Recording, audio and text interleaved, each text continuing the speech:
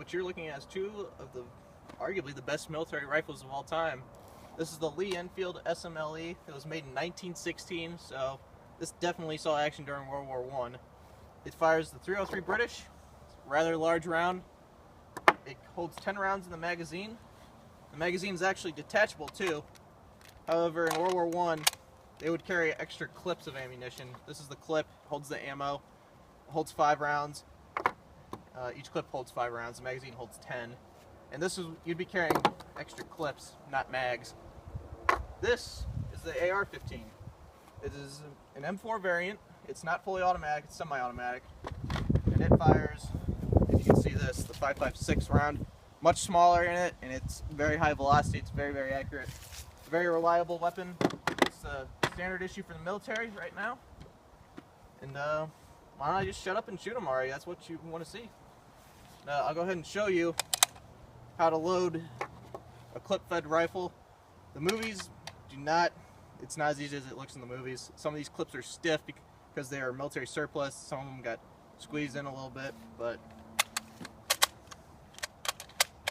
well, that one went in rather well. Let's see if this one does the same. But this is the rifle that you would want in World War I. 10 rounds, hand-to-hand combat. You're going to want, the more rounds you have, the better off you are. So I'm going to shoot those 2 whey protein cans down there, and we'll see if we hit them. It's rather short range. I just want to show you the devastation of the round.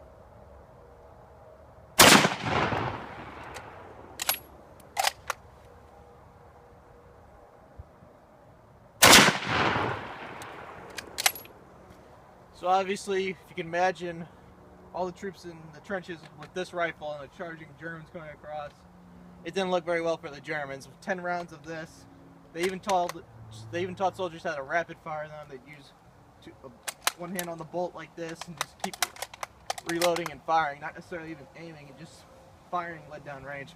That's what that led to this semi-automatic rifle. Not necessarily that particular rifle, but why don't we go see what we did?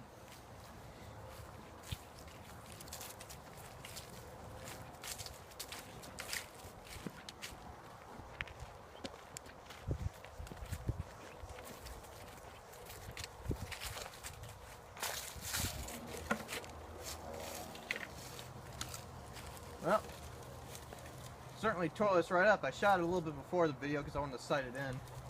So that way I had a good excuse to miss when it went through one of the holes that were already fired. But, I would definitely not want to be hit by this rifle, and even shot the top off of one of them. This one is messed up equally. See an exit hole right there?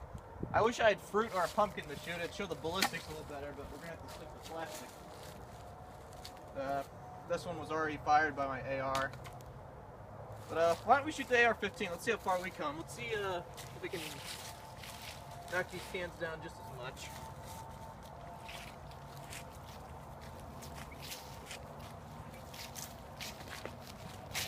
Get back to the shooting table in a second here.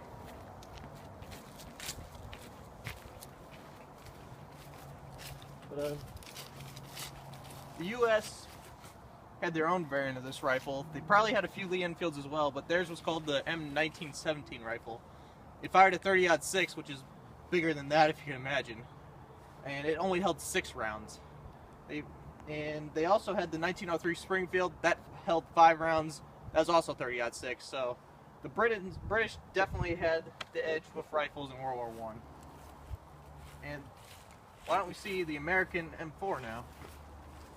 Go ahead, use one of this transparent magazine right here, 30 rounds, and let's see what we can do to those away cans. An optic on here. All right, round in the chamber. Safety's off. Let's see what we can do.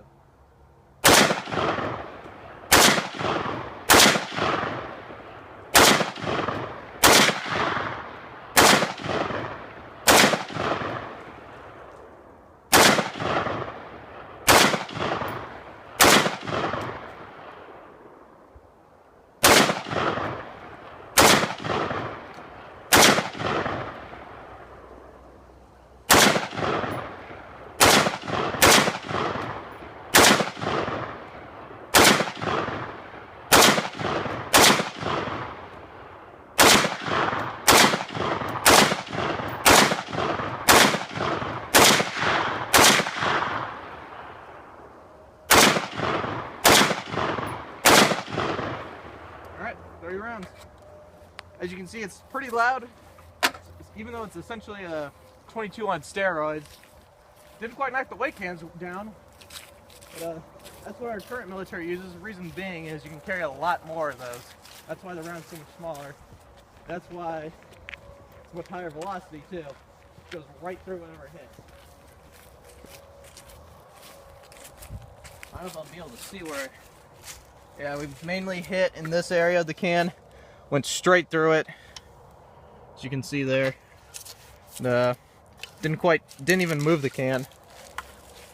For this one, that same area, hit up here too. It just goes right through plastic. Not necessarily the best ballistics test, but shows you how high of a velocity it is. There's it. Well, that one in the middle is from the 303, but that's what it looks like coming out. Armor piercing and hollow point 223s would definitely be more devastating than just a full metal jacket. But those are the 2 military rifles. I hope you enjoyed the video, and I hope you learned something.